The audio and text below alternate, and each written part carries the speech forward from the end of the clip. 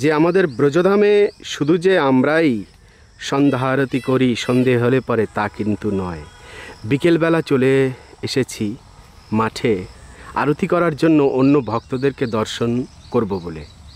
দেখুন এই যে ভক্তরা বসে আছেন, এনারা কিন্তু ভগবানের জন্য সন্ধ্যা আরতি অবশ্যই করেন। শুধু আমরা করি না, যারা কিছু সংখ্যক ব্যক্তিরা আছি যারা ভগবানকে ভুলে যাই, কিন্তু আমাদের ব্রজের এই যে ময়ূরীরা, এনারা কিন্তু কখনোই ভগবানকে ভোলেন না, সর্বদা সন্ধ্যা আরতি করেন। মানে বিকেলবেলা পেখম তুলে নাচেন। আরতির এক স্টাইল এই ব্রজের ভক্তদের। দেখুন পেখম মেলেছে কত সুন্দরভাবে। আমরা যেরকম দুহাত তুলে কীর্তন করি, সেরকম এই ময়ূরেরা তাদের হাত হলো এই পেখম, যা মেলে কীর্তন করছে, ভগবানের জন্য আরতি করছে। আর ভগবানের আরতি শেষে পাখা দিয়ে যে হাওয়া করতে হয়, সেই পাখা কাদের? এই এনাদেরই অবদান। এনাদের পাখা না থাকলে পরে ভগবানের আরতি যেন হয় না।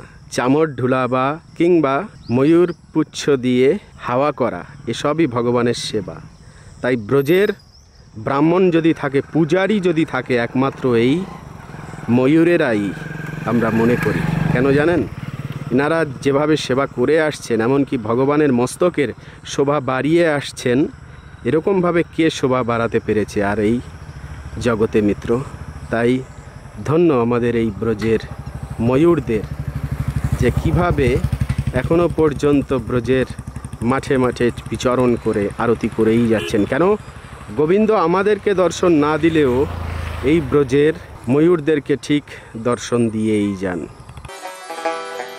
সোনার নূপুর বাজে আজরে বৃন্দাবনে, সোনার নূপুর বাজে আজরে বৃন্দাবনে, সোনার নূপুর বাজে। রুনু ঝুনু পায়েলের ঝংকার, রুনু ঝুনু রুনু ঝুনু রুনু ঝুনু রুনু ঝুনু রুনু ঝুনু পায়েলের ঝংকার, শোনে রে ভক্তগণে, সোনার নূপুর বাজে আজরে বৃন্দাবনে, সোনার নূপুর বাজে।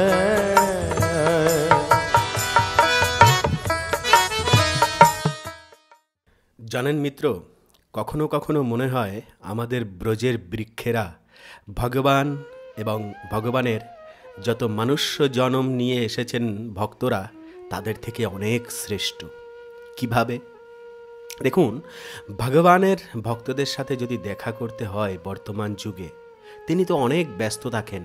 কখনো ভাগবত পাঠ, কখনো কীর্তন, কখনো মন্দিরের পূজা অর্চনা, বিভিন্ন স্থানে উচ্চ পদে রয়েছেন। তাদের গিয়ে চরণ ধুলি নেয়া কিংবা তাদেরকে জড়িয়ে ধরা, একটু আলিঙ্গন করে আশীর্বাদ নেয়া অনেক কঠিনতম কর্ম, তাই না?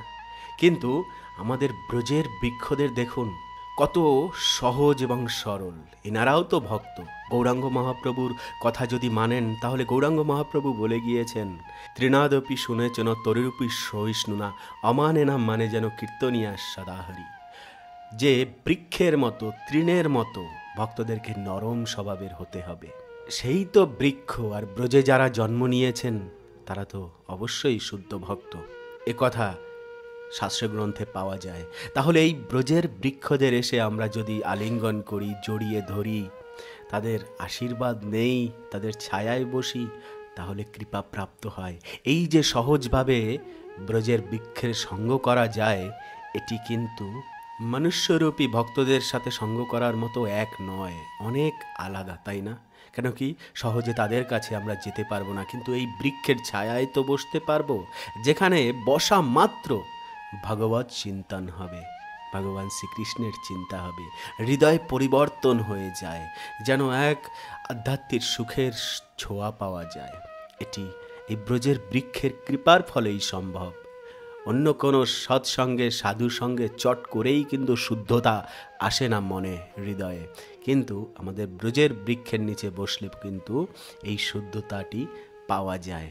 তাই তো অনেক কৃপাশীল এবং সহজ আমাদের ব্রজের বৃক্ষেরা।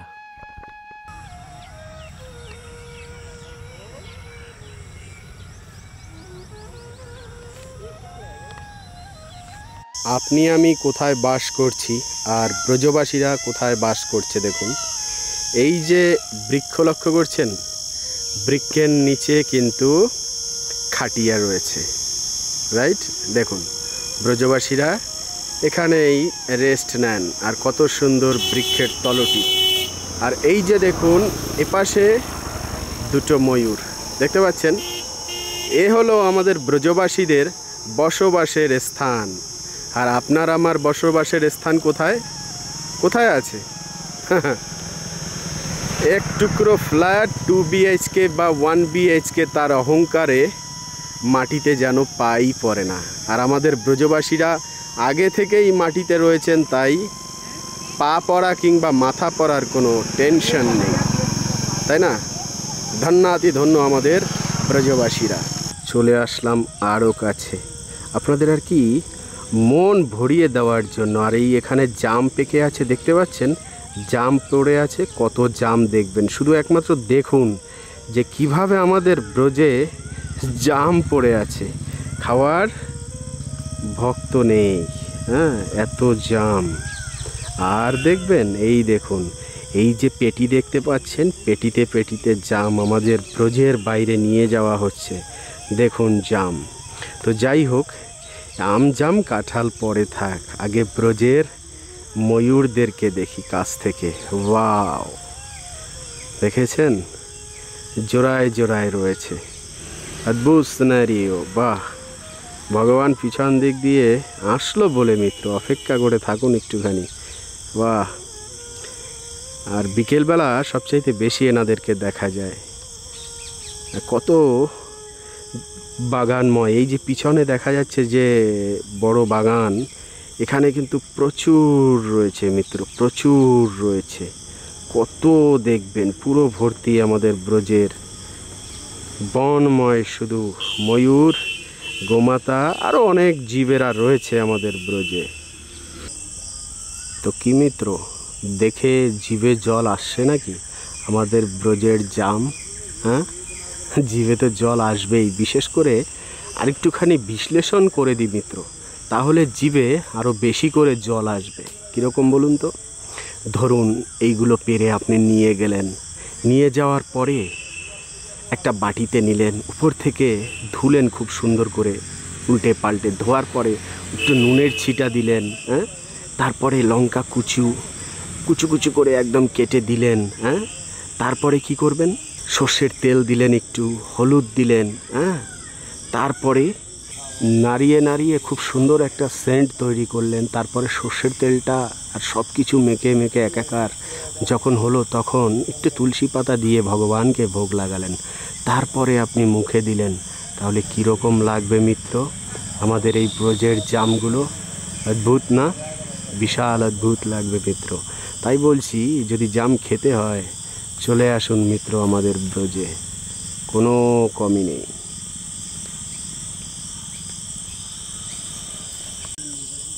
দেখুন ব্রজবাসীরা কিন্তু ময়ূরের দিকে এগিয়ে যাচ্ছে। এই যে দেখলেন, এনারা যাচ্ছে আর এই যে লাভ শুরু করেছে। হ্যাঁ, ব্যাস এবার চলে গেল। দেখতে পেয়েছেন, এই হলো ব্রজের আনন্দ। ব্রজবাসীরা যাওয়ার সাথে সাথে কোথায় হারিয়ে গেল আমাদের ময়ূরেরা, সেই জঙ্গলের ভিতরে লুকিয়ে গেছে। আর এই যে দেখুন খাটিয়ার উপরে চাদর পাতা, এগুলো কিন্তু জাম রয়েছে। আর এই যে নিচে এখানেও পেটিতে জাম, আর টপস টপস করে পড়ছে। আর এখানে পাহারা দেওয়ার জন্য বাঁদরদেরকে আমাদের ব্রজবাসীরাও আছে। দেখুন এই যে ইনি কিন্তু রুটি তৈরি করছেন, ব্রজবাসীদের রুটি, কত সুন্দর হাতে তৈরি করা রুটি, দারুণ লাগছে আমার ব্রজ মা, তাই না? ভালো লাগলো দর্শন করে আমাদের ব্রজবাসীদেরকে আর এই জাম বৃক্ষদেরকে। বলেছিলাম না মিত্র যে আমাদের ব্রজধামের সৌন্দর্যায়ন দর্শন করাবো যখন সবুজে সবুজে চারিদিক ভরে যাবে তখন। তো সেই সময় কিন্তু এসে গিয়েছে মিত্র। দেখুন আমাদের সুন্দর শ্যামল ব্রজধাম কিন্তু এবারে সবুজে সবুজে ভরে গিয়েছে চারিদিক। দেখুন আমাদের মাঠে কিন্তু সবুজ শ্যামল ধান লেগে গিয়েছে। মাতা লক্ষ্মী দেবী এবারে কিন্তু তার কর্ম সাধিত করছেন ব্রজধামে। মাঠে মাঠে জল, বৃষ্টি এবারে কিন্তু ভালোই হচ্ছে, জলে জলে পরিপূর্ণ হয়ে গেছে, গাছপালা সবুজ হয়ে গেছে, আনন্দ আর আনন্দ চারিদিকে এবারে। কেন? মাতা লক্ষ্মী দেবী এবারে তার কর্ম সাধিত করবে।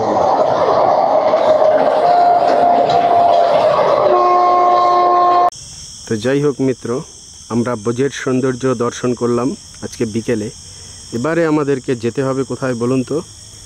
সেই রাধাকুণ্ডের তটে চলুন না, একটুখানি আরতি দর্শন করি। কেন কি দর্শন যদি রাধাকুণ্ডের শ্রীমতী রাধারানীকেই না করি তাহলে যেন অপূর্ণতা থেকে যায় সব কিছু। তো চলুন এবার রাধারানীকে দর্শন করি।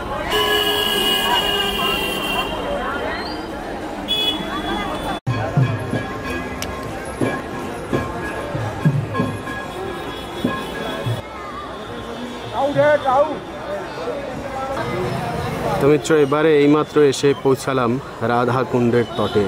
বলুন মন থেকে জয় জয় শ্রী রাধা রানী কি জয়, রাধা কুণ্ড কি জয়, শ্যাম কুণ্ড কি জয়।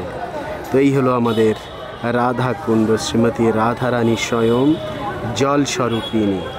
তো এবারের কথা হলো মিত্র, আসার সাথে সাথে দেখছি এখানে বৃষ্টি শুরু হয়ে গিয়েছে, এক ফোঁটা দু ফোঁটা বৃষ্টি পড়তে শুরু করেছে। আর এই যে স্থানটি ভক্তরা এইমাত্র বসলেন এসে, এই স্থানটিতেই আমাদের শ্রীমতী রাধারানীর আরতি হবে সন্ধেবেলার। এবারে দেখা যাক বৃষ্টিতে কি আজকে ভেজা হবে আরতির সময়, নাকি সুন্দরভাবে আরতিটা হয়ে যাবে। কোনো সমস্যা নেই।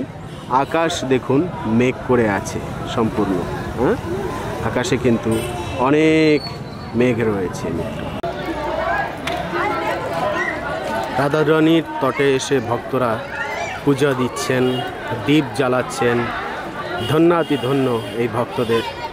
রাধারানীর কৃপা আসলে পাওয়ার সবচাইতে একটি সহজ উপায় হলো এভাবে শ্রীমতী রাধারানীর চরণে দীপ অর্পিত করা।